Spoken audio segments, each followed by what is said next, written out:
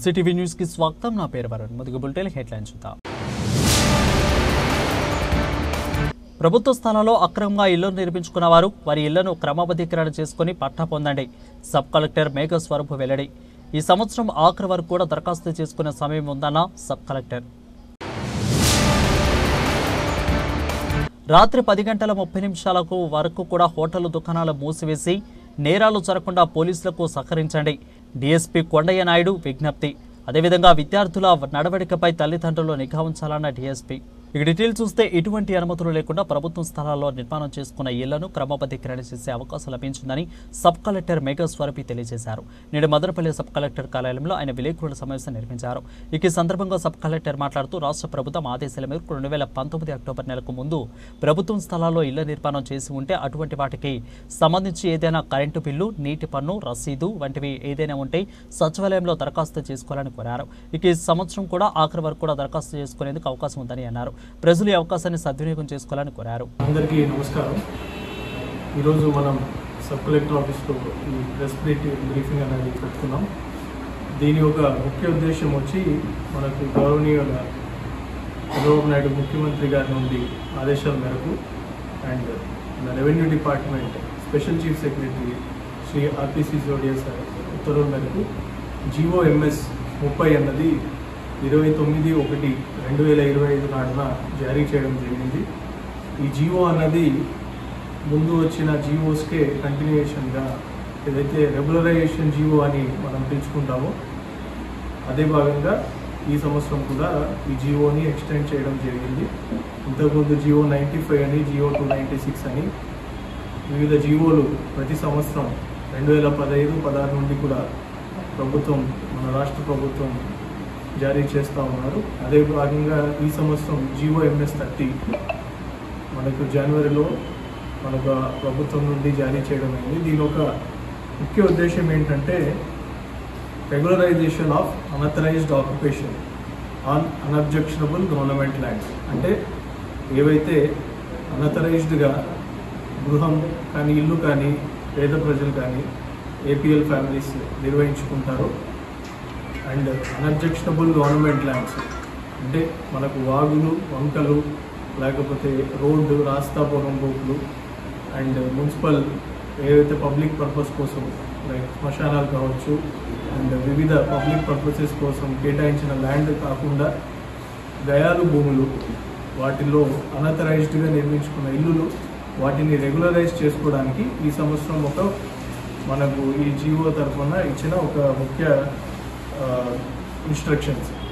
So దీనిలో చూసుకుంటే మనకు కట్ ఆఫ్ డేట్ వచ్చి అంటే ఏ డేట్కి ముందు అన్అథరైజ్డ్గా ఆక్యుపేషన్లో ఉండాలి అన్నది చూస్తే జీవోలో ఇచ్చిన దాని ప్రకారం 15/10/2019 అంటే 15/10/2019కి ముందు ఎవరైతే ఇట్లా అన్అబ్జెక్షనబుల్ గవర్నమెంట్ ల్యాండ్స్లో డ్వెల్లింగ్ యూనిట్స్ అంటే only for the purpose of నివసించడానికి అంటే గృహ నిర్మాణం చేసుకొని 15/10/2019 కంటే ముందు ఉన్నారు, వాళ్ళందరూ కూడా ఈ జీవో మేరకు అర్హులే. వాళ్ళందరూ కూడా అప్లై చేసుకోవచ్చు. దీని కింద రెగ్యులరైజ్ చేసుకొని వాళ్ళు నిశ్చింతగా ఆ గవర్నమెంట్ ల్యాండ్ మీద అథరైజ్డ్గా ముందరికి సాగవచ్చు అని దీని ఒక ముఖ్య ఉద్దేశం. ఎలాంటి ల్యాండ్స్ మీద మనం అలో చేయం అంటే ఎటువంటి ల్యాండ్స్ మీద మనకు ఈ జీవో వర్తించదంటే అబ్జెక్షనబుల్ గవర్నమెంట్ ల్యాండ్స్ అంటే మనం ఇందాక మాట్లాడుకున్నట్టు వాటర్ కోర్స్ పొరంబోక్స్లు, నదులు, చెరువులు, కుంటలు, లేకపోతే మన పంచాయతీ లిమిట్స్లో ఉన్న కమ్యూనల్ ల్యాండ్స్ ఉండొచ్చు. అంటే గవర్నమెంట్ ఈ మున్సిపల్ ఏరియాస్లో అప్రూవ్డ్ లేఅవుట్స్ ఉంటాయి. ఆ లేఅవుట్స్లో ఒక 10% ఓపెన్ స్పేస్ కింద మనం ప్రతి లేఅవుట్ కింద చూపించాల్సి ఉంటుంది ఆ ఓపెన్ స్పేస్లో కానీ. సో అలాంటి చోట్ల కాకుండా మిగతా ఏవైనా గవర్నమెంట్ ల్యాండ్, అన్అబ్జెక్షనబుల్ ల్యాండ్లో ఉన్న వాటి అందరూ కూడా దీనికి అప్లికేషన్స్ మనము వార్డు సచివాలయంలో కానీ, మీ సేవా సెంటర్స్లో కానీ మనకు ఒక అప్లికేషన్ ఫామ్ ఉంది. ఆ అప్లికేషన్ ఫామ్ని ఫిల్ చేసి ప్రతి ఒక్కరు కూడా సంప్రదించుకోవాల్సినట్టు కోరుతున్నాము. దీనికి ఒక ఫ్యామిలీని ఒక యూనిట్ కింద కన్సిడర్ చేస్తాం. అంటే అర్హత ఒక ఫ్యామిలీ మేరకు తీసుకుంటాం. ఒక ఫ్యామిలీ అంటే ఎవరు వస్తారంటే భార్యాభర్తలు, వాళ్ళ మైనర్ చిల్డ్రన్ అండ్ వాళ్ళ మీద డిపెండెంట్ ఉన్న వాళ్ళ మైనర్ అన్న తమ్ముళ్ళు కానీ అక్క చెల్లెళ్ళు కానీ అందరు కూడా ఒక ఫ్యామిలీ యూనిట్ కింద తీసుకుంటాం. దాని మేరకే ఒక ఫ్యామిలీకి ఒకసారి ఎలిజిబిలిటీ కింద ఇస్తాం. దీనికి చూసుకుంటే ఎలిజిబిలిటీ క్రైటీరియా కిందకి తీసుకుపోతే మనకు ఆల్రెడీ ప్రభుత్వం నుండి 6 స్టెప్ వ్యాలిడేషన్ అని ఒకటి ప్రతి ఒక్క స్కీమ్కి కూడా మనము చెక్ చేయడం జరుగుతుంది. అలా విధంగానే ఈ స్కీమ్లో ఈ జీవోలో కూడా ప్రతి ఒక్క అప్లికేషన్కి వాళ్ళ 6 స్టెప్ వ్యాలిడేషన్ అంటే బీపీఎల్ ఫ్యామిలీ అయి ఉంటే రూరల్ అంటే గ్రామాల్లో అయితే 10,000 నెలకి అంటే 1,20,000 సంవత్సరానికి ఆదాయం ఉండాలి ఆ ఫ్యామిలీకి, దానికంటే తక్కువ ఆదాయం ఉండాలి. అండ్ వాళ్ళకి అగ్రికల్చర్ ల్యాండ్ ఏదైతే ఉందో డ్రై ల్యాండ్ అయితే 10 ఎకరాల కంటే తక్కువ ఉండాలా, వెట్ ల్యాండ్ అయితే 3 ఎకరాల కంటే తక్కువ ఉండాలి. వాళ్ళ ఇంట్లో ఆ ఫ్యామిలీ ఏదైతే మనం మాట్లాడుకున్నామో దాంట్లో స్టేట్ గవర్నమెంట్ కానీ సెంట్రల్ గవర్నమెంట్ ఎంప్లాయీ కానీ ఎవరు ఉండకూడదు. కాంట్రాక్ట్ ఎంప్లాయీస్ ఉంటే అది పర్లేదు, only state or central government are public sector యూనిట్లో ఎంప్లాయీగా ఉండకూడదు. అండ్ ఇన్కమ్ ట్యాక్స్ అన్నది పెయి ఉండకూడదు వాళ్ళ ఫ్యామిలీలో. అండ్ వాళ్ళ పేరు మీద ఆ ఫ్యామిలీ మెంబర్స్ పేరు మీద 4-వీలర్ అన్నది ఉండకూడదు. అండ్ అలానే వాళ్ళ ఎలక్ట్రిసిటీ కన్జంప్షన్ అన్నది 300 యూనిట్స్ కంటే తక్కువగా ఉండాలి. ఈ కేటగిరీస్ ఈ అన్ని కండిషన్స్ ఫుల్ఫిల్ చేసిన వాళ్ళు బీపీఎల్ కేటగిరీ కింద ట్రీట్ చేస్తాం మనం. అలానే అర్బన్ ఏరియాస్ వస్తే ఓన్లీ ఫ్యామిలీ ఇన్కమ్ ఒకటి చేంజ్ అవుతుంది. ఇక్కడ 12,000 నెలకి తీసుకుంటాం, అంటే 1,44,000 సంవత్సరానికి ఇన్కమ్ దానికంటే తక్కువ ఉండాలా బీపీఎల్ కింద తీసుకోవాలి అంటే అర్బన్ ఏరియాలో. సో అట్లాగే ఎవరైతే అప్లై చేస్తారో వాళ్ళ ఫ్యామిలీలో ఉన్న మహిళ అంటే ఉమెన్ బెనిఫిషియరీ పేరు మీద అప్లై చేసుకోవాల్సి ఉంటుంది. ఎందుకంటే ఈ పట్టా ఇచ్చినప్పుడు కానీ కన్వేయన్స్ డీడ్ రిజిస్టర్ చేసినప్పుడు కానీ ఉమెన్ పేరుతోనే రిజిస్టర్ చేయాలి కాబట్టి ఉమెన్ పేరుతోనే అప్లై చేసుకోవాలని కోరుతున్నాను. అండ్ దీనికి ఎవరైతే అర్హులుగా ఉంటారో వాళ్ళు చెల్లించాల్సిన సొమ్ము ఎంత అన్నది ఇప్పుడు మాట్లాడుకుంటే, అంటే ఒక 150 స్క్వేర్ యార్డ్స్ కిందగిన వాళ్ళ గృహం అంటే వాళ్ళ డ్వెల్లింగ్ యూనిట్ కింద ఉంటే 150 స్క్వేర్ యార్డ్స్ కంటే తక్కువ ఉంటే ఫ్రీ ఆఫ్ కాస్ట్ మనం ఆ ఫ్యామిలీకి అందించడం జరుగుతుంది. ఫ్రీ ఆఫ్ కాస్ట్ వాళ్ళకి డీ పట్టా ఇస్తాం, ఒక కన్వేయన్స్ డీడ్ తహసీల్దార్ ద్వారా ఎగ్జిక్యూట్ చేయడం జరుగుతుంది. దాన్ని వాళ్ళు 2 సంవత్సరాల తర్వాత వాళ్ళకి ఫుల్ ఎలిజిబుల్ రైట్స్ వస్తాయి. అంటే 2 ఇయర్స్ తర్వాత వాళ్ళు దీన్ని పట్టా ల్యాండ్ కింద ట్రీట్ చేసుకొని వాళ్ళు సేల్ ట్రాన్సాక్షన్స్ చేసుకోవచ్చు. అండ్ రిజిస్ట్రేషన్ ఫీ కూడా వాళ్ళకి మాఫీ చేయబడుతుంది. 150 స్క్వేర్ యార్డ్స్ కంటే కింద ఉన్న వాళ్ళ ఫ్యామిలీ కింద రెగ్యులరైజేషన్ చేసుకుంటున్న ఫ్యామిలీస్కి. ఎవరైతే 151 నుండి 300 స్క్వేర్ యార్డ్స్ మధ్యలో పడుతుందో వాళ్ళ ఇంటి ఏరియా, వాళ్ళు బీపీఎల్ కేటగిరీ కింద వస్తే మటుకు 15% ఆఫ్ బేసిక్ వాల్యూ కట్టాల్సి ఉంటుంది ఆ ల్యాండ్ పైన. అండ్ రిజిస్ట్రేషన్ ఫీలో వాళ్ళకి 50% మాఫీ ప్రభుత్వం నుండి అందించడం జరుగుతుంది. అదే ఏపీఎల్ ఫ్యామిలీకి అయితే 15% ఆఫ్ బేసిక్ వాల్యూ వాళ్ళు కూడా కట్టాల్సి ఉంటుంది, కానీ రిజిస్ట్రేషన్ ఫీలో ఎటువంటి మాఫీ ఉండదు. ఇంకా చూస్తే 301 నుండి 450 స్క్వేర్ యార్డ్స్ ఎంక్రోచ్మెంట్ ఉన్న ఫ్యామిలీస్, ఎలిజిబుల్ ఉన్న ఫ్యామిలీస్ వాళ్ళు బీపీఎల్ ఫ్యామిలీ అయితే 100% ఆఫ్ బేసిక్ వాల్యూ చెల్లించాల్సి ఉంటుంది. అంటే వాళ్ళు ఒకవేళ 301 కంటే ఎక్కువ 301 స్క్వేర్ యార్డ్స్ కంటే ఎక్కువ ఎంక్రోచ్మెంట్లో ఉంటే ఆ 301 పైన ఉన్న మొత్తం స్క్వేర్ యార్డ్స్కి వాళ్ళ బేసిక్ వాల్యూ 100% చెల్లించాల్సి. క్వశ్చన్స్ తీసుకుంటాను. దానిలో రిజిస్ట్రేషన్ ఫీలో 50% మాత్రమే చెల్లించాల్సి ఉంటుంది స్టాంప్ డ్యూటీలో, మిగతా 50% బీపీఎల్ ఫ్యామిలీకి గవర్నమెంట్ నుండి మాఫీ. అదే ఏపీఎల్ ఫ్యామిలీకి వస్తే 200% ఆఫ్ బేసిక్ వాల్యూ, అంటే బేసిక్ వాల్యూ 1,00,000 అయితే వాళ్ళు 2 లక్షలు చెల్లించాల్సి ఉంటుంది. అండ్ రిజిస్ట్రేషన్ ఫీలో ఎటువంటి మాఫీ ఉంటుంది. అదే 451 స్క్వేర్ యార్డ్స్ అండ్ అబోవ్ వాళ్ళకైతే బీపీఎల్ ఏపీఎల్ అనేది ఇక్కడ ఇంకా వర్తించదు. 450 స్క్వేర్ యార్డ్స్ పైన ఎంక్రోచ్మెంట్ ఉన్న వాళ్ళు బేసిక్ వాల్యూ పైన 5 టైమ్స్ ఆఫ్ బేసిక్ వాల్యూ చెల్లించాల్సి ఉంటుంది. అండ్ రిజిస్ట్రేషన్ ఫీలో కూడా ఎటువంటి మాఫీ లేదు బీపీఎల్ ఫ్యామిలీస్కి. ఒకవేళ ఈ సొమ్ము ఏదైతే మనం డిమాండ్ ఇస్తామో మనకు 2 నెలలు టైం ఇస్తుంది ప్రభుత్వం. ఆ 2 నెలల్లో either సింగిల్ ఇన్స్టాల్మెంట్ కానీ 2 ఇన్స్టాల్మెంట్స్ కానీ కట్టచ్చు. ఒకవేళ కట్టని పరిస్థితుల్లో వాళ్ళని మనం ల్యాండ్ ఎంక్రోచ్మెంట్ యాక్ట్ కింద ఎవిక్షన్ చేయాల్సి ఉంటుంది. సో మోడ్ ఆఫ్ పేమెంట్ కింద వస్తే వన్స్ డిమాండ్ నోటీస్ వచ్చాక మనం సిఎఫ్ఎంఎస్లో మనకు హెడ్ ఆఫ్ ద అకౌంట్ ఇవ్వడం జరుగుతుంది. ఆ హెడ్ ఆఫ్ ద అకౌంట్కి వెళ్ళి చలానా పే చేసి ఆ చలానాని తహసీల్దార్కి సబ్మిట్ చేస్తే వాళ్ళకి వెంటనే తహసీల్దారు కన్వేయన్స్ డీడ్ కానీ డీ పట్టా వాళ్ళ అర్హత మేరకు అక్కడే రిజిస్టర్ చేసి ఇవ్వడం జరుగుతుంది. మనకు ప్రూఫ్ ఆఫ్ ఆక్యుపేషన్ అంటే 15/10/2019 కంటే ముందు వాళ్ళు అక్కడ నివసిస్తున్నట్టు ప్రూఫ్ ఏమేమి తీసుకుంటామంటే ఐదర్ అగ్రిమెంటు, రిజిస్టర్డ్ డాక్యుమెంటు, ఆ ల్యాండ్ మీద వాళ్ళకున్న ప్రాపర్టీ ట్యాక్స్ రిసీట్ అంటే వాళ్ళు మున్సిపాలిటీకి కానీ పంచాయతీకి కానీ ఏదైనా ప్రాపర్టీ ట్యాక్స్ కట్టినట్టు రుజువు ఉన్న ఎలక్ట్రిసిటీ బిల్ రిసీట్ అంటే ఎలక్ట్రిసిటీ బిల్ కట్టినట్టు 2019 కంటే ముందు ఆ కట్ ఆఫ్ డేట్ కంటే ముందు బిల్లు ప్రొడ్యూస్ చేసిన, వాటర్ బిల్లు ప్రొడ్యూస్ చేసిన, ఆర్ ఏదైనా మనకు చుట్టుపక్కల మేటరైజ్ స్టేట్మెంట్ కానివ్వండి, అక్కడ గ్రామ సభలో మనం ఎంక్వైరీ చేసుకున్న దాని మీద కానివ్వండి, వాళ్ళకు 15/10/2019 కంటే ముందు అక్కడ నివసిస్తున్నట్టు మనకు ఆధారాలు ఉండాలి. దీంట్లో ఇంకొకటి విషయం ఏంటంటే ఐదర్ ఆర్సీసీ రూఫ్ అన్న ఉండాలి, యాస్బెస్టాస్ రూఫ్, బ్రిక్ వాల్ అన్న ఉండాలి. అంతేగాని గుడిసె వేసుకొని ఇప్పుడు కట్టుకుంటాము అనుకున్న వాళ్ళు ఈ రెగ్యులేషన్ కింద అర్హత ఉండదు.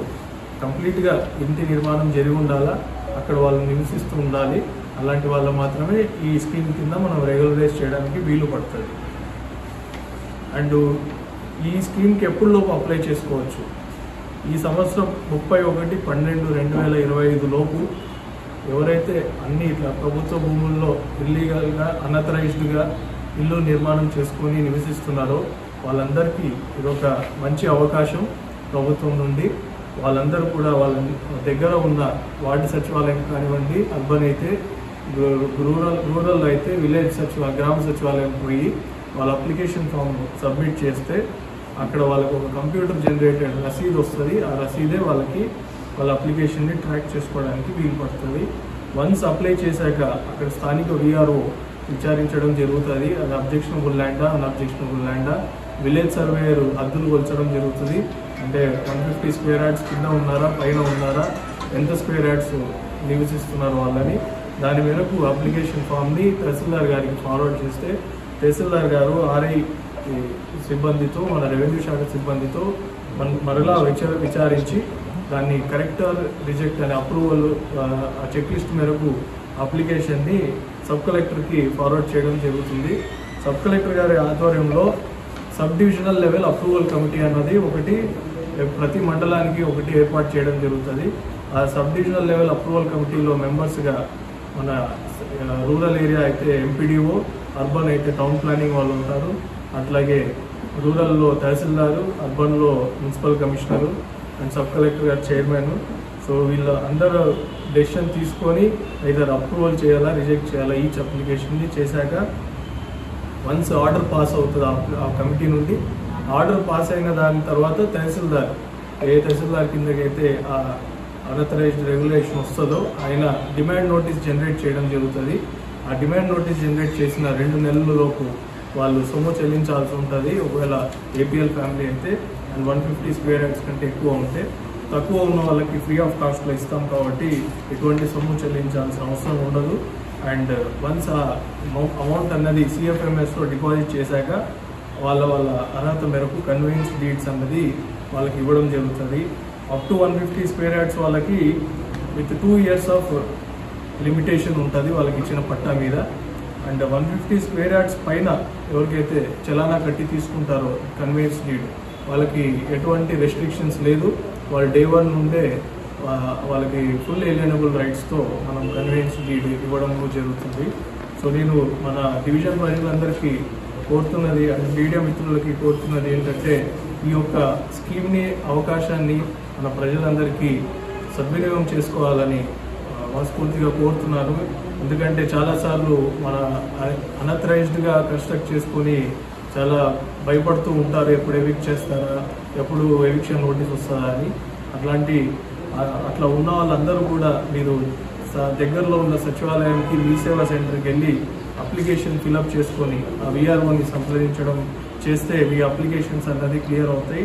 అండ్ మీకు ఒక నమ్మకంగా ఒక కన్వెన్స్ డీడ్ వస్తే మీరు స్వేచ్ఛగా ఆ ల్యాండ్లో నివసించవచ్చు ఎటువంటి ఇబ్బంది లేకుండా. ఒకవేళ మళ్ళీ చట్టపరంగా మన ల్యాండ్ ఎంక్రోచ్మెంట్ యాక్ట్ కింద చర్యలు తీసుకోవాల్సి ఉంటుంది కాబట్టి ఈ అవకాశాన్ని, ప్రభుత్వం ఇచ్చిన అవకాశాన్ని సద్వినియోగం చేసుకోవాలని కోరుకుంటున్నాను. అండ్ మరొక ముఖ్య సూచన ఏమంటే ఇది లైఫ్లో ఒకసారి మాత్రమే యూజ్ చేసుకోవచ్చు మీరు. అంటే మీ ఫ్యామిలీ అని ఏదైతే ఉందో ఒకసారి ఈ స్కీమ్ కింద రెగ్యులరైజ్ చేస్తే మళ్ళీ నెక్స్ట్ ఇయర్ కూడా స్కీమ్ వచ్చినప్పుడు మళ్ళీ అప్లై చేసుకోవడానికి అర్హులుగా అవ్వరు. సో ఒకసారి ఈ స్కీమ్ బెనిఫిట్ పొందిన వారు మళ్ళీ పొందలేరు. అండ్ ఈ స్కీమ్లో బెనిఫిట్ పొందిన వాళ్ళకి ఆల్టర్నేట్గా హౌసింగ్ స్కీమ్ కానీ వేరే స్కీమ్స్ ఎక్కడ కూడా బెనిఫిట్ పొంది ఉండకూడదు. అలాంటి వాళ్ళు మాత్రమే ఈ స్కీమ్కి అప్లై చేసుకోవాలా. అండ్ వన్స్ దీంట్లో లబ్ధి పొందితే ఏ హౌసింగ్ స్కీమ్కి కానీ వేరే స్కీమ్స్లో మళ్ళీ అర్హులుగా మీరు తీసుకోలేము. సో ఐదర్ మీరు ఇక్కడ అన్అథరైజ్డ్ రెగ్యులరేషన్ని తీసుకోవాలా, లేకపోతే హౌసింగ్ వాళ్ళ దగ్గరైనా పట్టా తీసుకొని ఆ లేఅవుట్కి పోయి అక్కడైనా నివసించుకోవాలా. సో ఈ రెండిట్లో మీరు చూస్ చేసుకోవాల్సి ఉంటుంది. రెండు ఆప్షన్స్ మీకు అవైలబుల్ ఉంటాయి. సో అందరు ప్రజలకి నేను కోరేది ఏంటంటే ఈ స్కీమ్ని మీరు యూజ్ చేసుకోండి.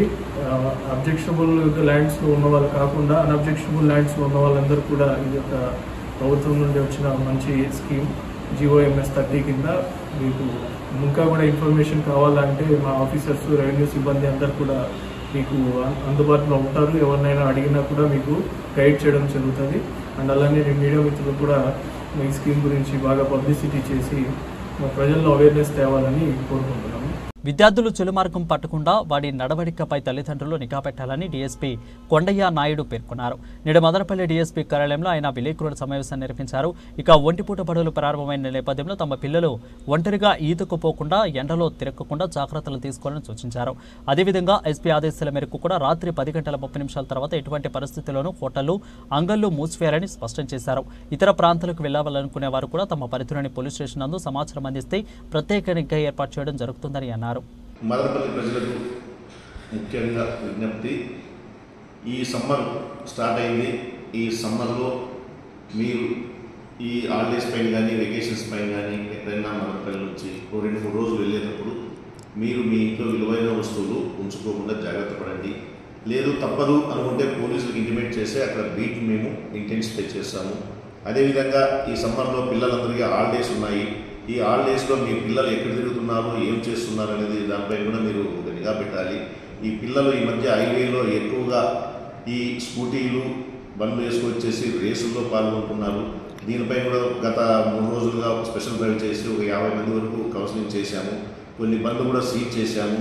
దీంట్లో 25 బండ్లు సైలెన్సర్లు కూడా తీసేసినాము. దీంట్లో పెద్ద వాళ్ళు పిల్లలు కూడా ఉన్నారు. కాబట్టి మీరు మీ పిల్లలు ఈ సమ్మర్ విషయంలో చాలా జాగ్రత్తగా ఉండాలి. వాళ్ళని ఈ సమ్మర్లో మీరు వాళ్ళని ఈతకు కానీ లేదా ఎక్కడైనా బయట గుంటల దగ్గర తీసుకుపోయేటప్పుడు మీరు ప్రత్యేకంగా దగ్గరగా ఉండి వాళ్ళకి ఈతకు కానీ తీసుకోవాలి. అదేవిధంగా పిల్లలనే మాత్రం వదిలేస్తే ఇప్పుడు ఆ నీళ్ళు యొక్క లోటు, దాని యొక్క విలువ తెలుసుకోకుండా వాళ్ళు దాంట్లో పోయి మునిగిపోయేదానికి అవకాశం ఉంటుంది. అదేవిధంగా ముఖ్యంగా ఇప్పుడు పట్టణంలో రంజాను, ఉగాది అయిపోయింది కాబట్టి ఈ పట్టణంలో నైట్ టైమ్స్ ఖచ్చితంగా నైట్ వేళలు పాటించాలి. ఈ యొక్క పట్టణంలో తిరిగే వాళ్ళు ముసుగులో దొంగలు కూడా ఈ నైట్ టైమ్స్ తిరుగుతూ ఈ టీ షాపుల దగ్గర, హోటల్ దగ్గర షెల్టర్ తీసుకొని మామూలు జనాల్లో కలిసిపోవడానికి అవకాశం ఉంటుంది. కాకపోతే పట్టణంలో ఉన్నటువంటి అన్ని హోటల్స్కి, తర్వాత వ్యాపార వర్గాల వారికి తెలియజేయడం ఏమనగా మీరు ఖచ్చితంగా 10-11 మధ్యలో మీ యొక్క ఎస్టాబ్లిష్మెంట్స్ అన్ని క్లోజ్ చేసుకొని మీ షాపుల ముందు లైట్లు ఆఫ్ చేస్తే అక్కడ ఉండేవాళ్ళు ఎవరు అనేది మాకు ఈజీగా గుర్తుపడడానికి వీలుంటుంది. ఈ విషయంలో వ్యాపార వర్గాలు, హోటల్స్ యాజమాన్యము మాకు ఖచ్చితంగా సహకరించాలి. ఈ సమ్మర్ సంబంధించి మదనపల్లి పట్టణంలో దాదాపు 10 బీట్లని మేము ఎక్స్ట్రాగా పెడుతున్నాము. ఈ బీట్లలో భాగంగా స్పెషల్ పార్టీ పోలీసులు కూడా ఒక వెహికల్ ఇచ్చేసి 9 to 4 వరకు తిరుగుతూ ఉంటారు. వాళ్ళ దృష్టికి వచ్చిన వాళ్ళు కొత్త వ్యక్తులు కానీ ఎవరన్నా కానీ ఖచ్చితంగా పోలీస్ స్టేషన్కి తీసుకొచ్చి వాళ్ళ యొక్క ఫింగర్ ప్రింట్స్, వాళ్ళ యొక్క ఐడెంటిటీని మేము వెరిఫై చేసి ఖచ్చితంగా ఉన్నాయంటేనే వాళ్ళని బయటకు పంపించడం అవుతుంది. లేదంటే వాళ్ళని బైండ్ అవుట్ చేసి వాళ్ళపైన చట్ట ప్రకారం చర్యలు తీసుకుంటాము. ముఖ్యంగా ఈ బస్టాండ్ ఏరియాలో ఉన్నటువంటి హోటల్స్ ఖచ్చితంగా ఈ టైం షెడ్యూల్ని పాటించవాలని చెప్పేసి ముఖ్యంగా మరీ కోరుతున్నాము. దీనికి పట్టణంలోని ప్రజలు మరియు వ్యాపార వర్గాల వారు సహకరించవలసిందిగా కేంద్ర రాష్ట్ర ప్రభుత్వాల నుండి కూడా రైతులకు సంక్షేమ పథకాలు అందాలంటే ఆర్బీకే కేంద్రాలలో 12 అంకెల యూనిక్ ఐడి కోసం దరఖాస్తు చేసుకోవాలని వ్యవసాయ శాఖ జేడి చంద్రనాయక్ తెలిపారు. నేడు మదనపల్లి పట్టణంలోని సిఎల్ఆర్సీ భవనం నందు కూడా 8 మండలాల్లో ఆర్బీకే కేంద్రాలు సిబ్బందితో సమీక్ష నిర్వహించారు. ఈ సందర్భంగా జేడి చంద్రనాయక్ మాట్లాడుతూ ప్రతి రైతు కూడా తమ సమీపంలోని ఆర్బీకే కేంద్రాల నందు కూడా యూనిక్ ఐడి కోసం దరఖాస్తు చేసుకోవాలని కోరారు.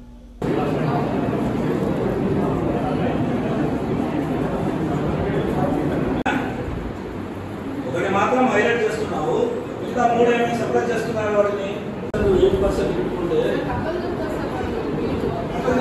రికార్డు మీద బిల్డప్ చేయి నువ్వు. అందుకంటే ఏమంటే మళ్ళీ మీకు ఉంటుంది, అది క్లియర్ కాకపోతే క్లియర్ అయ్యేదానికి మనం ఏం చేయాలని మీకు నెక్స్ట్ ఏదైనా పడుతుందా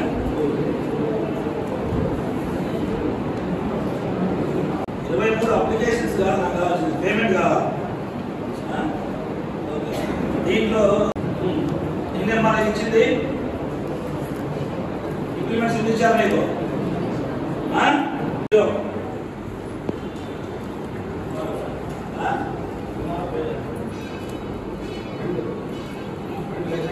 ఓకే, నమస్తే అండి. నా పేరు చంద్రనాయక్, నేను జేడీ అగ్రికల్చర్.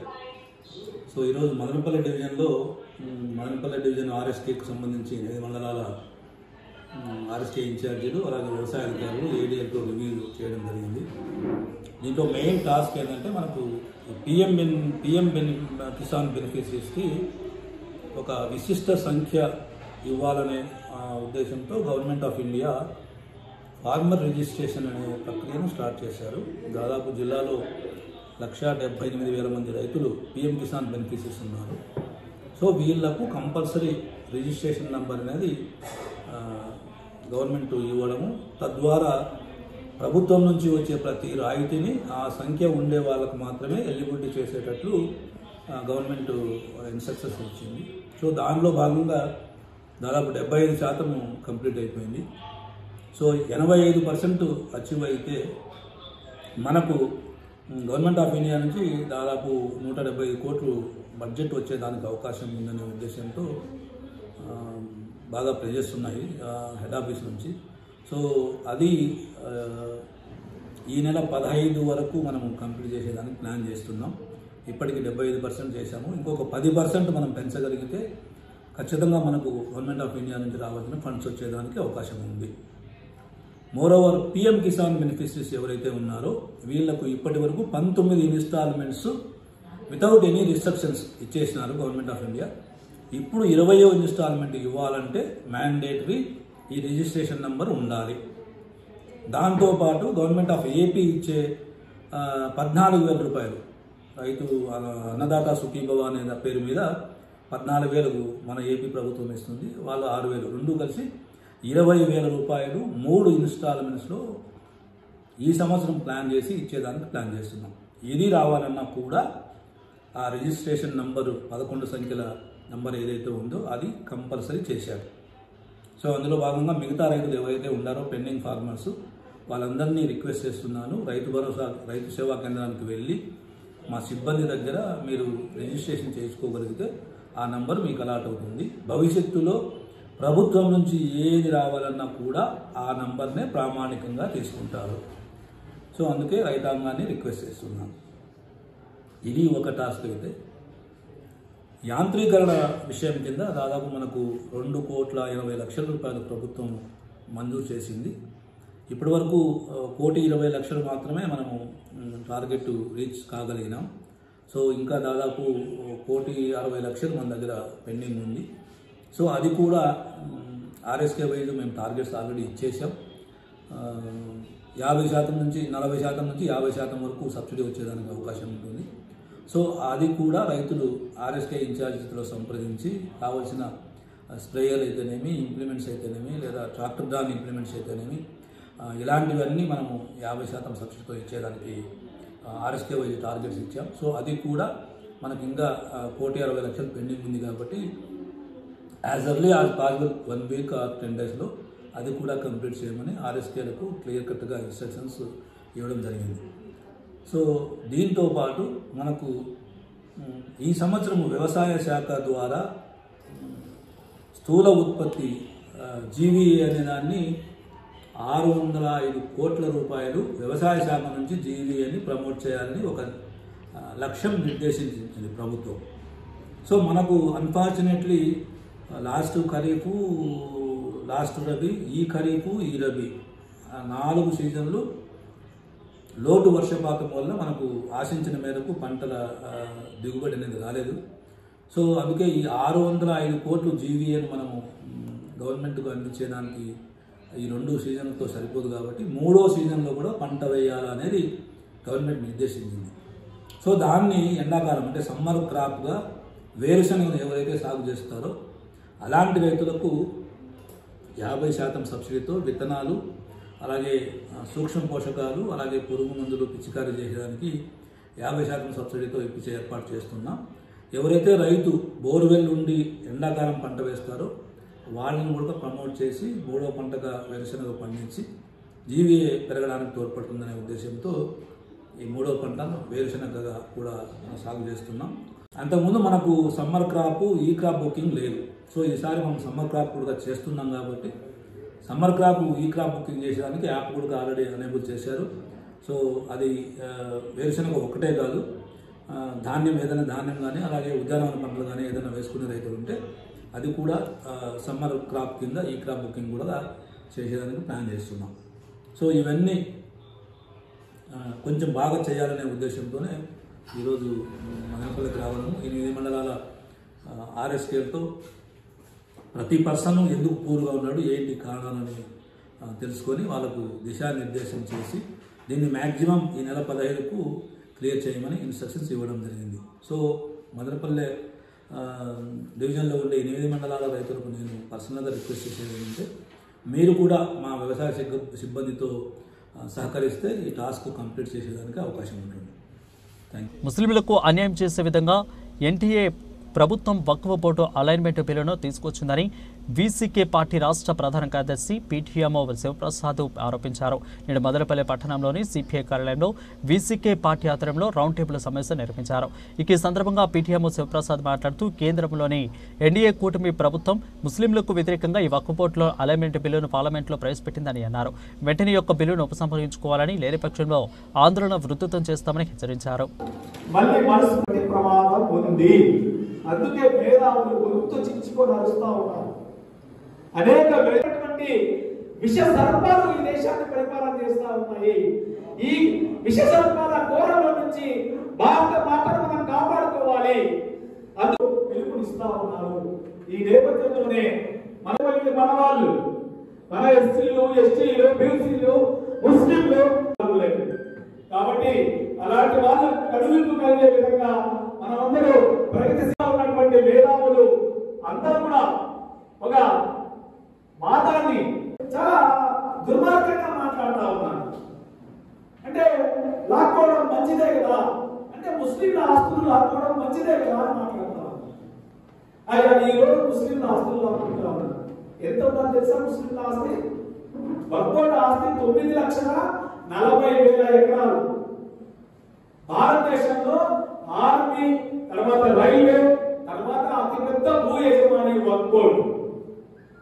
ఆ వక్ఫ్ బోర్డులోకి ముస్లింలను వేసి వక్ఫ్ బోర్డును విచ్ఛిన్నం చేసి వక్ఫ్ బోర్డు భూములన్నీ కూడా అంబానీకి, అదానికి కట్టబెట్టాలనేటువంటి ప్రయత్నం జరుగుతూ ఉంది. ఈ ప్రయత్నం తర్వాత ఇప్పుడు స్టార్ట్ అయింది. మళ్ళీ క్యాథలిక్ చర్చికి సంబంధించినటువంటి స్థలాలు వాళ్ళ కళ్ళలో ఉన్నాయి. ఇప్పుడు దేశమంతా క్యాథలిక్ చర్చిలకు సంబంధించినటువంటి ప్రాపర్టీస్ ఉన్నాయి. అవి అర్బన్లో మిడిల్ ఆఫ్ ది సెంటర్ ఉన్నాయి. చాలా విలువైన భూములు, 100 ఎకరాల భూములు, 1000 ఎకరాల భూములు ఉన్నాయి. ఒక్కొక్క టౌన్ లో 20, 30, 40, 50 ఎకరాల భూములు ఉన్నాయి. ఈ భూముల మీద పడింది ఇప్పుడు క్యాథలిక్ చర్చిలకు సంబంధించినటువంటి భూములు కూడా లాగే ప్రయత్నం చేస్తాము. ఓకే, ఇప్పుడు ముస్లింలు పోతాంలే అని చెప్పి క్రైస్తవులు కూడా అయిపోతే రేపు క్రైస్తవుల భూములు కూడా ప్రమాదం ఉంది. అంతటితో ఆగదు. భారతదేశంలో బౌద్ధులకు సంబంధించిన విహారాలు ఎక్కడ పోయినా 100 ఎకరాల భూములు ఉన్నాయి. నెక్స్ట్ వాటిని కూడా ప్రవేశించుకుంటారు. అన్ని అయిపోయిన తర్వాత హిందువులకు సంబంధించిన భూములు కూడా తీసేసుకుంటారు. వాళ్ళ ఉద్దేశం ఏమి? కార్పొరేట్ శక్తులు ఏవైతే ఉన్నాయో వాళ్ళ దగ్గర వాళ్ళని మేలు చేయగలం. ఈ దేశం ప్రజలకు కాదు, ఈ దేశంలో హిందువులకు కాదు, ముస్లింలకు కాదు, క్రైస్తవులకు కాదు, బౌద్ధులకు కాదు. ఈ దేశంలో ఉండే కార్పొరేట్ శక్తులకు మేలు చేయాలా. ఆ కార్పొరేట్ శక్తులన్నీ కూడా బీజేపీ వాళ్ళ చేతుల్లో ఉండాలా. ఆ బీజేపీ పోయి ఆర్ఎస్ఎస్ చేతుల్లో ఉండాలా. ఆ ఆర్ఎస్ఎస్ అనేది బ్రాహ్మణుల చేతుల్లో ఉండాలా. ఇది వాళ్ళ స్ట్రక్చర్. సో దీన్ని పక్కన పెట్టాలంటే ఖచ్చితంగా ప్రజల్లో చైతన్యం తీసుకురావాలి. ఖచ్చితంగా ఇది వక్ఫ్ సవరణ చట్టం అనేది చాలా దుర్మార్గమైన చట్టము.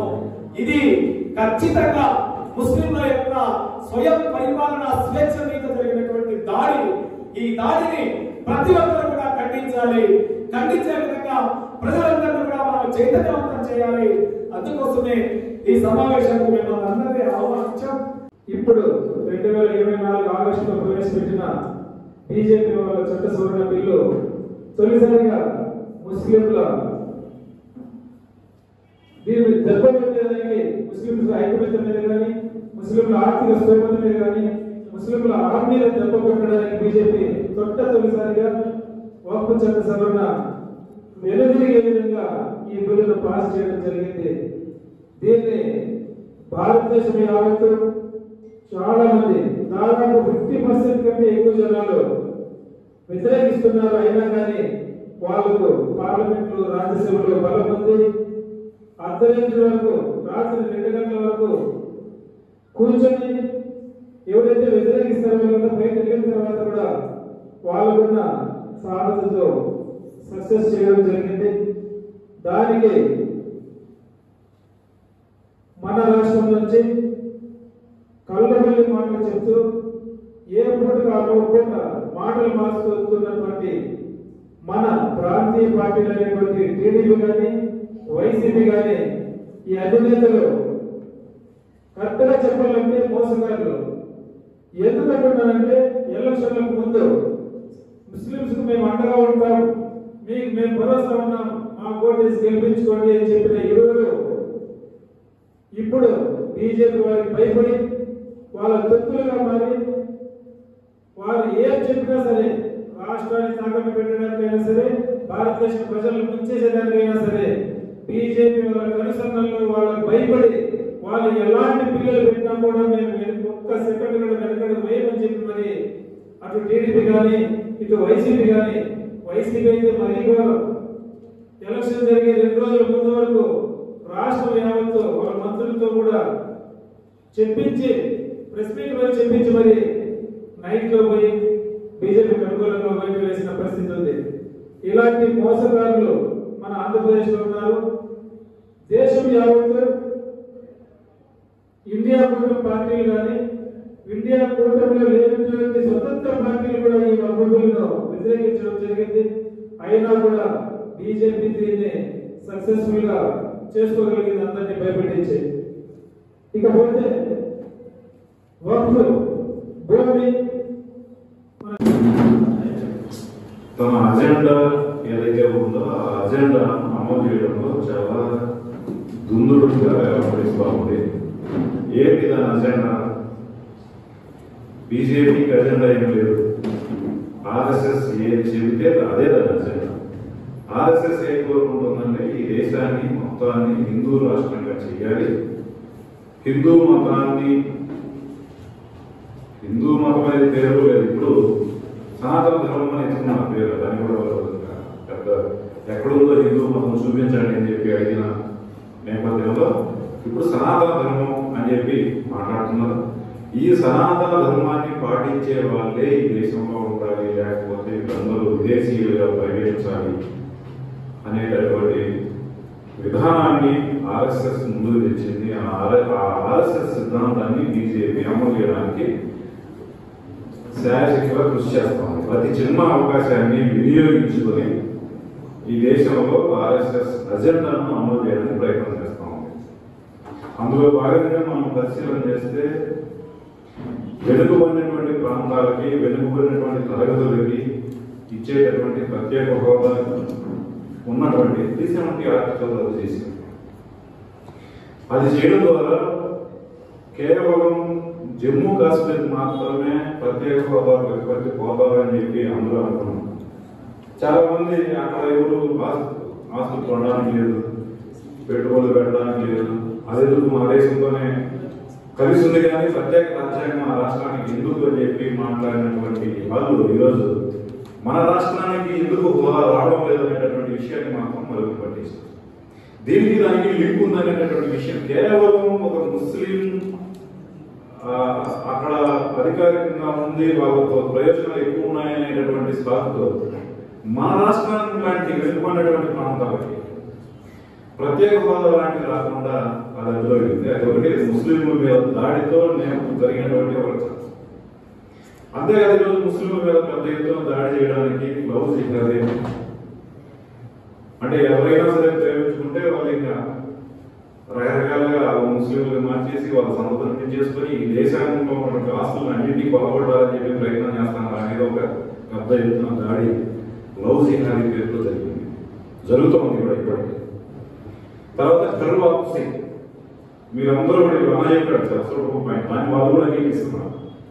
ఆర్ఎస్ఎస్ వాళ్ళు కూడా అంగీకరిస్తున్నారు. మీరు నిజమే, మీరంతా ముందు హిందువులే, సనాతన ధర్మాన్ని పాటించే వాళ్ళే, రకరకాల ప్రలోభాలు మీరు అందరూ ఆ మతంలోకి వెళ్ళిపోయారు కాబట్టి మీరందరూ రండి, మీకు సౌకర్యాలు కల్పిస్తాం, లేకపోతే మేము ఎంత చూస్తాం అనేటటువంటి పేరుతో ఈరోజు పెద్ద ఎత్తున ఘర్ వాపసీ పేరుతో కూడా దాడులు జరుగుతున్నాయి.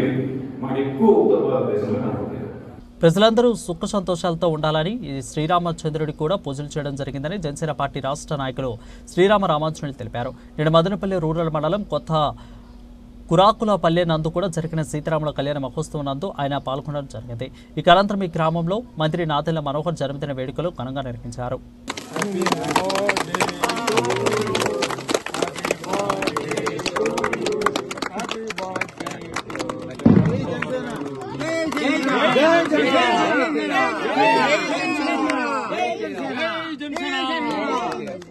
జై జనసేన, జై జనసేన, జై జనసేన, జై జనసేన, జై జనసేన, జై పవన్ కళ్యాణ్, జై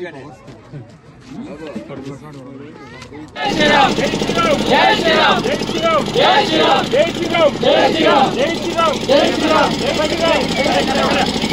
పోవాలి, ఇంకా పోవాలి అందరూ. జై శ్రీరామ్, జై శ్రీరామ్, జై శ్రీరామ్, జై శ్రీరామ్, జై శ్రీరామ్.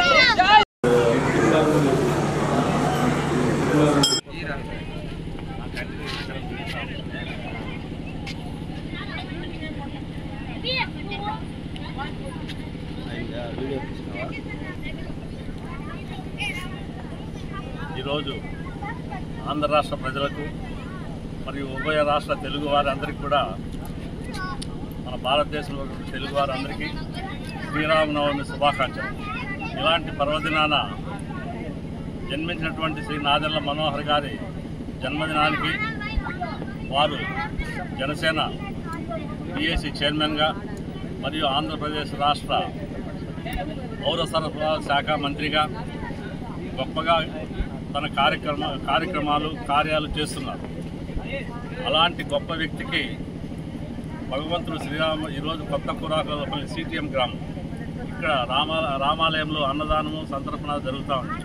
అలాంటి చోట జన సైనికులందరూ కలిసి శ్రీ నాదెళ్ల మనోహర్ గారి జన్మదినాన్ని జరుపుకుందాము అని చెప్పేసి అనే ఉద్దేశంతో ఇక్కడ కేక్ కట్ చేయడము, మరియు గ్రామ ప్రజలందరూ కూడా కలిసి అందరితో కలిసి ఆయన పుట్టినరోజు జరుపుకోవడం జరుగుతూ ఉంది. ఆయనకు భగవంతుడు శ్రీరామచంద్రుడు ఆయురారోగ్యాలు ఇస్తూ, అలాగే ఆయన ఇంకా గొప్ప గొప్ప పదవులు అలంకరించి ఆంధ్ర రాష్ట్రానికి జనసేన పార్టీ తరఫున శ్రీ పవన్ కళ్యాణ్ గారి ఆధ్వర్యంలో మేమందరము ఆయన ఆంధ్ర రాష్ట్ర అభివృద్ధి చెందాలని మరియు జనసేన దినదినాభివృద్ధిగా చెందాలని చెప్పేసి మేము భగవంతుని కోరుకుంటూ ఈ కొత్త కురాకులలో మాకు సహకరించినటువంటి ప్రజలందరికీ కూడా మనస్ఫూర్తిగా మదనపల్లె పట్టణం సొసైటీ కాలనీలోని శ్రీరామాలయం నందు స్వామివారి పట్టాభిషేకం, ఇక మడుగు తేరు కార్యక్రమాలను నిర్వహించారు. శ్రీరామనవమి సందర్భంగా పండుగ భక్తులు కూడా ఆలయ కమిటీ సభ్యులు పెద్ద ఎత్తున ఆలయంలో ప్రత్యేక పూజలు, అభిషేకాలు నిర్వహించారు. సోమవారం సీతారాముల కళ్యాణాన్ని ఘనంగా నిర్వహించారు. ఇక నేడు సీతారామచంద్ర స్వామి వారికి పట్టాభిషేకం, ఇక మడుగు తేరు కార్యక్రమాలను కూడా వైభవంగా నిర్వహించారు.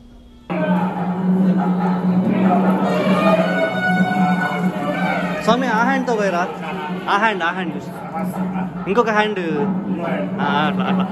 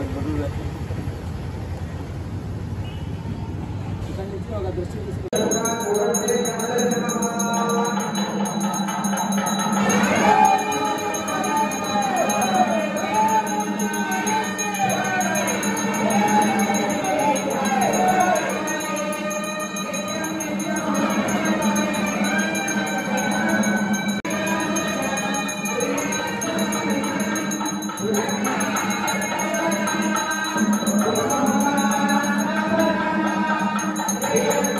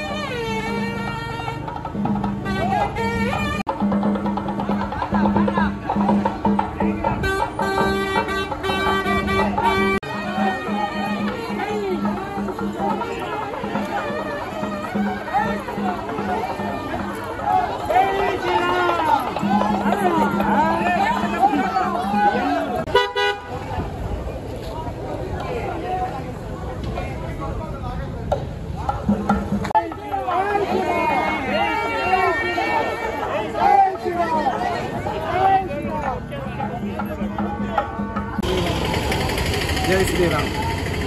ఏప్రిల్ 4వ తేదీ నుండి 9వ తేదీ వరకు శ్రీరామనవమి ఉత్సవాలతో నిర్వహిస్తున్నాము. ఈ ఉత్సవాల్లో భాగంగా ఈరోజు శ్రీరామ పట్టాభిషేకం జరిగింది. పట్టాభిషేకం అనంతరం మడుగుతేరు ఉంటుంది.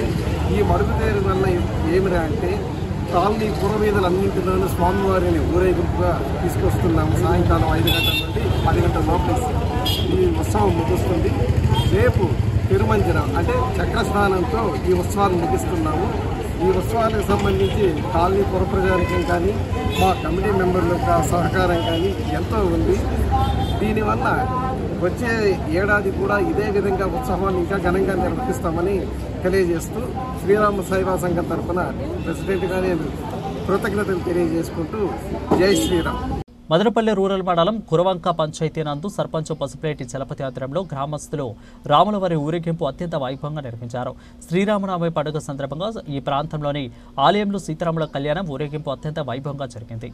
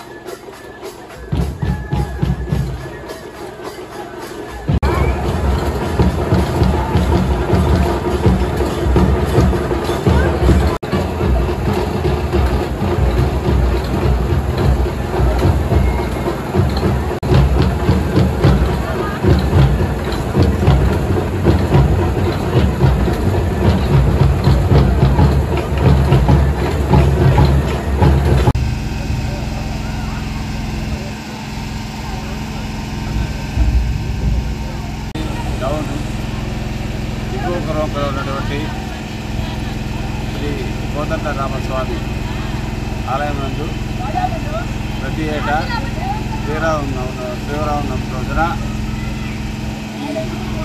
శ్రీరామ పట్టాభిషేకము, శ్రీరాముని కళ్యాణము జరుపబడును. అనంతరం మరుసటి రోజున ఈ శ్రీరామనవమి సందర్భంగా ఊరేగింపు మేళాల దానితో గొప్పగా చాలా రోజులు సిద్ధపాటు చేస్తున్నాము. మాకు ముఖ్యంగా మా చుక్కమ్మ, మా రుద్రమ్మ వీళ్ళు ముందుండి ఈ కార్యక్రమం నడిపిస్తారు. అట్లాగే మా కురవంక సర్పంచ్ గారు అయినటువంటి శ్రీ వసులేటి తిరుపతి గారు ఎప్పుడు ఆయన ఆధ్వర్యంలోనే ఆయన సహాయ సహకారాలతోనే మేము ఈ ఉత్సవాలను శ్రీరామనవమి ఉత్సవాలను నిర్వహిస్తాము. నాది ఈ ప్రస్తుతము వాళ్ళ తల్లిగారు చనిపోయినందువల్ల ఈరోజు ఆయన కార్యక్రమానికి రాలేదు. లేదంటే ఇప్పుడు ఆయన ముందు ఈ కార్యక్రమాన్ని అంతా నడిపించేవాడు. ఇప్పుడు కూడా ఆయన ఇలాగే మా కార్యక్రమాలను ఆ శ్రీరాముడికి ఒక్కొక్క పాత్రని కోరుకుంటూ ఈ ప్రజలకు ఈ శ్రీరామనవమి మహోత్సవాలు సహకరించేటటువంటి ప్రజలందరికీ కూడా మేము హృదయపూర్వకమైన నమస్కారాలు తెలియజేస్తాం. చిప్పిలి గ్రామంలో ఈ నెల 14వ తేదీ నుంచి కూడా 11వ తేదీ వరకు పాఠ్యాలమ్మ విగ్రహ ప్రతిష్టాపన మహోత్సవం అత్యంత వైభవంగా జరుగుతుందని ఆలయ కమిటీ సభ్యులు తెలిపారు. ఇక్కడ మదనపల్లి రూరల్ మండలంలోని చిప్పిలి గ్రామం నందు వారు విలేకరుల సమావేశం నిర్వహించారు. ఈ సందర్భంగా వారు మాట్లాడుతూ ఈ నెల 14వ తేదీన అమ్మవారి ఊరేగింపు, 15న కలశ స్థాపన, 18న 16న హోమం, ఇక కుంభాభిషేక విగ్రహ ప్రతిష్టాపన జరుగుతుందని, కావున భక్తులు పెద్ద సంఖ్యలో హాజరై పూజా కార్యక్రమాలలో జయప్రదం చేయాలని కోరారు.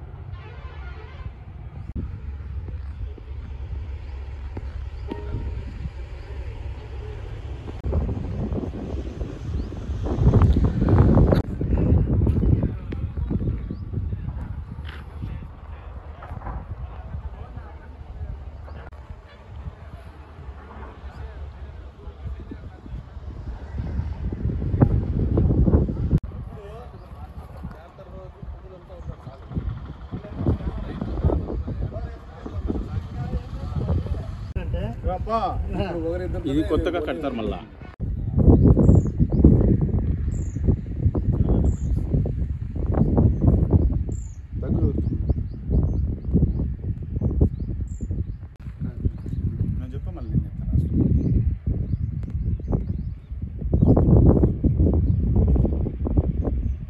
మదనపల్లి మండలం కొనింటిపాలెం గ్రామ పంచాయతీ అయిన చిప్పిలి నందు పాలేటమ్మ గంగమ్మ విగ్రహ ప్రతిష్ట కొరకై ఈరోజు మా ప్రజలందరూ కలిసి ఇక్కడ ఆ గుడి చుట్టూరా జేసీబీ సహాయంతో అంతా క్లీన్ చేసి దానికి మట్టి తోలి, టిప్పర్లతో మట్టి తోలి అంతా ఇక్కడ పనులు మొదలు పెట్టడం జరిగింది.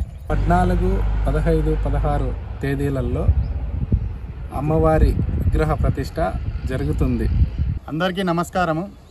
మదనపల్లి మండలం పొన్నటిపాలెం పంచాయతీ చిప్పిలి గ్రామంలో పాలేటమ్మ నల్లగంగమ్మ విగ్రహ ప్రాణప్రతిష్టకు అందరూ ఆహ్వానం పలుకుతూ 14, 15, 16 తారీఖున ఇక్కడ ఉత్సవం మాదిరి జరగబోతుంది. దానికి మొదలుగా విగ్రహాలు చిప్పిలి గ్రామం మొత్తం ఊరేగింపుగా తిరుగుతాయి. మళ్ళా అన్నదానం ఉంటుంది.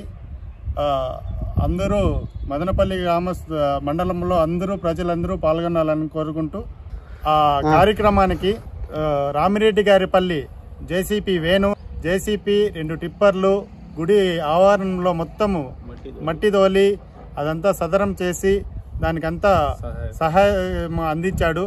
దానికి ఎటువంటి రుసుము తీసుకోలేదు. ఇందు మూలంగా వేణుగారికి కృతజ్ఞతలు చెప్పుకుంటున్నాం. 15, 16 మా పొన్నటిపాలెం గ్రామము చిప్పిలి దీంట్లో గంగమ్మ ప్రతిష్ట చేస్తూ ఉన్నాం కాబట్టి గ్రామ ప్రజలంతా కూడా విన్నపం చేసుకొని అందరూ సంతోషంగా చాలా ఉత్సాహంగా చేస్తూ ఉన్నాం కాబట్టి ప్రతి ఒక్కరూ వచ్చి కలిసి గంగమ్మకు జాతర ప్రతిష్ట చేసేదానికి మేము అంతా పాల్గొనుకోవాలని చెప్పి అన్నదానం కానింటే అన్నీ ఉంటాయి కాబట్టి అందరూ రావాల్సిందిగా ప్రార్థించారు. పాల ఏకరుల జనాభా లెక్కలను కూడా రాష్ట్ర ప్రభుత్వం విడుదల చేయాలని ఆ సంఘం రాష్ట్ర అధ్యక్షులు జెన్ని రాజేంద్ర డిమాండ్ చేశారు. నేడు మదనపల్లి పట్టణంలోని ఆయన విలేకరుల కార్యక్రమం సమావేశం నిర్వహించారు. ఈ సందర్భంగా ఆయన మాట్లాడుతూ రాష్ట్ర ప్రభుత్వం విడుదల చేసిన కులగణన జాబితాలో పాల ఏకరుల పేరే లేదని అన్నారు. ఇప్పటికైనా ప్రభుత్వం స్పందించి తమకు న్యాయం చేయాలని కోరారు.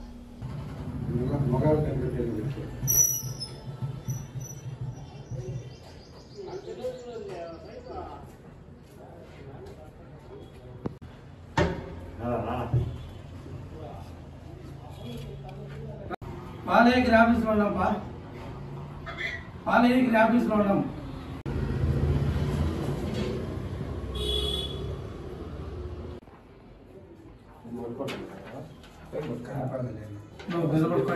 చూడాలి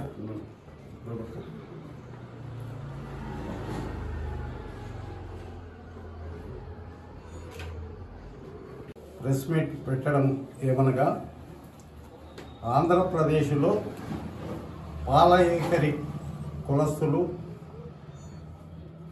ఎంతమంది ఉన్నారు అనేది తెలియదు. ఆంధ్రప్రదేశ్లో 2024 లెక్కల ప్రభుత్వం లెక్కల జనాభా లెక్కల ప్రకారం 33 కులాల్లో మా కులము ఎక్కడ కానీ కనిపించడం లేదు. అలాగే 1,50,000 70,000 ఉండే కులాలు కూడా ఉన్నాయి ఈ లిస్టులో. మాకు ఆంధ్రప్రదేశ్లో కనీసం 10 లక్షలకు పైబడి జనాభా లెక్కలు ఉన్నాం. అలాగే ఓటర్సే మా మదనపల్లి నియోజకవర్గంలో మాత్రమే సుమారు 20,000 పైన ఉన్నాం. అలాంటిదే జనాభా లెక్కల్లో ఈరోజు లేకుండా పోవడం అనేది ఏ కారణం చేత లేదో అది ప్రభుత్వమే చెప్పాలి. మా ఓట్లు కావాలా, మా జనాభా లెక్కలు అవసరం లేదు, మా సంక్షేమం అవసరం లేదు, పాల ఏకర్ల సంక్షేమం అవసరం లేదు. కాబట్టి మీరు ప్రభుత్వాన్ని మేము డిమాండ్ చేస్తున్నాము. ఖచ్చితంగా మీరు మా జనాభా లెక్కలు తేల్చవలసినదిగా కోరుకుంటున్నాము. అలాగే పాల ఏకర కులస్తులకు మన పాల ఏకర కులమే కాకుండా 7 ఉపనామాలు ఉన్నాయి. 7 ఉపనామాల్లో ఈరోజు ఏ కులం ఆ 7 ఉపనామాల్లో కూడా జనాభా లేదు. కనీసం పాల ఏకర్లే అనుకుంటే 7 ఉపనామాల్లో ఏమన్నా ఉన్నారంటే 7 ఉపనామాల్లో కూడా జనాభా లెక్కల్లో లేరు, ఆ లిస్టులో లేదు. ఈరోజు ప్రభుత్వం ప్రకటించిన లిస్టులో లేదు. కాబట్టి మా జనాభా లెక్కలు ఎంత అని తేల్చల్లా, మా సంక్షేమానికి పాటుపడాలా అని చెప్పి మేము కోరుకుంటున్నాం. అలాగే మా ఈరోజు ఉన్న ప్రభుత్వంలో మా పెద్దలు రాజకీయ నాయకులు ఉన్నారు, కార్యకర్తలు ఉన్నారు, పదవుల్లో ఉన్నోళ్ళు ఉన్నారు. వాళ్ళని కూడా నేను డిమాండ్ చేసేది ఏమంటే, మీరు ఈ ప్రభుత్వంలో ఉన్నారని చెప్పి నేను తప్పులు పట్టడం లేదు. మీరైనా కనీసం ఈ లిస్టు చూసింటారు కదా, మీరైనా ముందరుండి మీరు సీఎం దగ్గరికి పోతారో ఇంకొకరి దగ్గరికి పోతారో తెలియదు. కానీ మీ గవర్నమెంట్ ప్రభుత్వ లెక్కల దామాషా ప్రకారం మన జనాభా ఎంత ఉంది అనేది మీరు ప్రభుత్వం దృష్టికి తీసుకోవాలని చెప్పి నేను మనవి చేసుకుంటున్నాను. ఎప్పుడు చూసినా వాట్సాప్లో ఫేస్బుక్లో పడడము, చనిపోయిన వాళ్ళ దగ్గరికి పోవడము, ఫోటోలు ఎత్తించుకోవడము, పెళ్ళిళ్ళు పోవడం, ఫోటోలు ఎత్తించుకోవడము, ఈ వాట్సాప్లో ఫేస్బుక్లో పెట్టడం తప్పితే మిగతా మన కుల సంక్షేమం గురించి కూడా ఆలోచించాలని చెప్పి మన కుల పెద్దలకు కానీ, కుల రాజకీయ నాయకులకు కానీ, ఇప్పుడుండే ప్రభుత్వ కార్యకర్తలకు కానీ నేను మనవి చేసుకుంటున్నాను. 24 ప్రభుత్వ లెక్కల ప్రకారము మా పాల ఏకర్ కులం అనేది కానీ ఇక్కడ కానీ లిస్టులోనే లేకుండా చేశారు. దాని గురించి పెద్దలు ఉన్నటువంటి ఇప్పుడు రాజకీయ నాయకులు అయితేనేమి, లీడర్షిప్ తీసుకున్న వాళ్ళు అయితేనేమి ప్రభుత్వం దృష్టి తీసుకుపోయి మన కుల సంఘానికి, మన పిల్లల భవిష్యత్తుకు కూడా తోడ్పడాల్సిందిగా కోరుతున్నాం. బులెటిన్ ముగించే ముందు మరొకసారి హెడ్లైన్ చూద్దాం. ప్రభుత్వ స్థలాల్లో అక్రమంగా ఇళ్లను నిర్మించుకున్న వారు వారి ఇళ్లను క్రమబద్ధీకరణ చేసుకుని పట్టా పొందండి. సబ్ కలెక్టర్ మేఘస్వరూప్ వెల్లడి. ఈ సంవత్సరం ఆఖరి వరకు కూడా దరఖాస్తు చేసుకునే సమయం ఉందన్న సబ్ కలెక్టర్. రాత్రి 10:30 వరకు కూడా హోటళ్లు, దుకాణాలు మూసివేసి నేరాలు జరగకుండా పోలీసులకు సహకరించండి. డీఎస్పీ కొండయ్య నాయుడు విజ్ఞప్తి. అదేవిధంగా విద్యార్థుల నడవడికపై తల్లిదండ్రులు నిఘా ఉంచాలన్న డీఎస్పీ. ఇవి ఇప్పటివరకున్న బులెటిన్ అప్డేట్స్. మరిన్ని అప్డేట్స్ కోసం చూస్తూనే ఉండండి ఎంసీటీవీ న్యూస్.